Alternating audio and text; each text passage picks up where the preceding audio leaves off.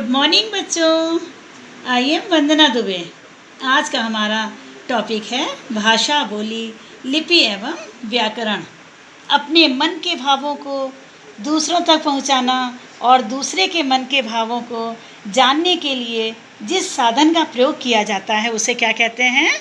उसे भाषा कहते हैं। भाषा हमारे भावों व विचारों को अभिव्यक्त करने का एक सशक्त माध्यम है।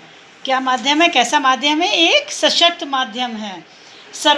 सर्वप्रथम भाषा का आरंभ संकेतों के रूप में हुआ। उसके बाद आवश्यकता अनुसार चिन्हों तथा ध्वनियों का प्रयोग होने लगा। किंतु आज भाषा के समृद्ध होने के बाद भी हम कभी कभी भाषा में संकेतों का प्रयोग करते हैं। संकेतों की यही भाषा सांकेतिक भाषा कहलाती है। जब बच्चा छोटा होता है तो केवल ध्वनियों के माध्यम से अपनी बात स्पष्ट करने का प्रयास करता है। ज्यों-ज्यों वह बड़ा होता जाता है, शब्दों का प्रयोग करने लगता है। धीरे धीरे वाक्यों का प्रयोग भी वह घर परिवार, आस पड़ोस आदि से सीख जाता है। भाषा वह साधन है जिसके द्वारा मनुष्य अपने भावों व विचारों को अभिव्यक्त करता है। भाव और विचार सुनकर, बोलकर, पढ़कर स्पष्ट किए जाते हैं। इस प्रकार भाव एवं विचारों को प्रकट करने के लिए दो माध्यम हैं, अर्थात भाषा के दो रूप हैं। फर्स्ट मौखिक भाषा, सेकंड लिखित भाषा। मौखिक भाषा मौखिक भाषा सुनकर अथवा बोलकर अपने भाव व विचार प्रकट करना भाषा का मौखिक रूप कहलाता है। कैसा रूप कहलाता है? मौखिक रूप कहलाता है। मौखिक रूप के कुछ उदाहरण हम समझेंगे। समाचार सुनना, खेलते समय अपने साथियों को समझाना, दो व्यक्तियों द्वारा आपस में बातचीत करना, ये सब मौखिक भाषा के उदाहरण हैं। क्योंकि इन सब रूपों में केवल सुनकर या देखकर दूसरे के भावों को समझा जा रहा है और दूसरा व्यक्ति केवल बोलकर अपनी बात प्रकट कर रहा है। अतः सुनकर अथवा बोलकर अपने भाव प्रकट करना, विचार प्रकट करना भाषा का मौखिक रूप कहलाता है। अब सेकंड आती है लिखित भाषा। जब पढ़कर तथा लिखकर मन के भावों तथा विचारों को प्रकट किया जाता है तो वह भाषा का कैसा रूप है? लिखित रूप कहलाता है।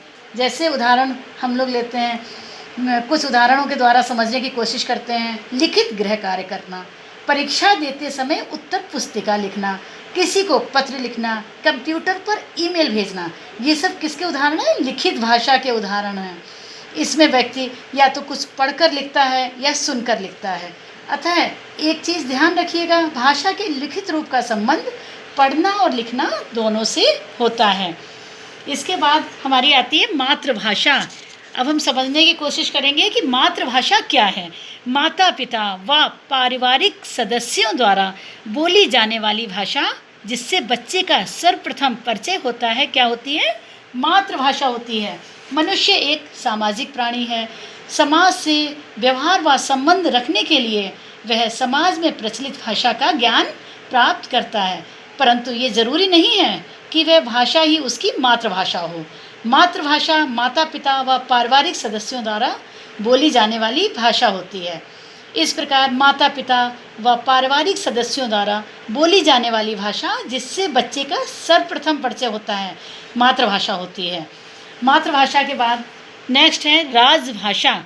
सरकारी कामकाज में प्रयोग होने वाली भाषा राजभाषा होती है।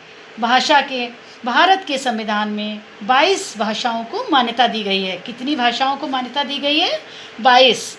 भारत संघ की राजभाषा होने का गौरव हिंदी भाषा को प्राप्त है। संविधान के अनुच्छेद 343 के अनुसार 14 सितंबर 1949 को हिंदी भाषा को ये सम्मान प्राप्त हुआ। ये दिन हिंदी दिवस के रूप में मनाया जाता है। हिंदी दिवस के रूप में कौन सा दिन मनाया जाता है? 14 सितंबर। ये बहुत ध्यान रखिएगा आप लोग, ये अक्सर परीक्षा में या टेस्ट में या कोई भी आपसे पूछ सकता है। हमारे देश भारत में हिंदी अधिकांशतः सरकारी कार्यालयों में कामकाज में प्रयोग में लाई जाती है। इसके बाद हमारी आती है बोली। नेक्स्ट पॉइंट क्या है? बोली। भाषा का क्षेत्रीय रूप क्या होता है? बोली। भाषा के क्षेत्रीय रूप को बोली कहते हैं। भारत देश में हिंदी की कुछ प्रचलित बोलियां हैं, जैसे हरियाणवी, राजस्थानी, भोजपुरी, ब्रज आदि। बोली के बाद पॉइंट आता है लिपि। नेक्स्ट है लिपि। मौखिक ध्वनियों को लिखित रूप में अंकित करने के लिए निश्चित चिन्हों की व्यवस्था को क्या कहते हैं? लिपि। संसार में बोली जाने वाली प्रत्येक भाषा की एक निश्चित लिपि होती है।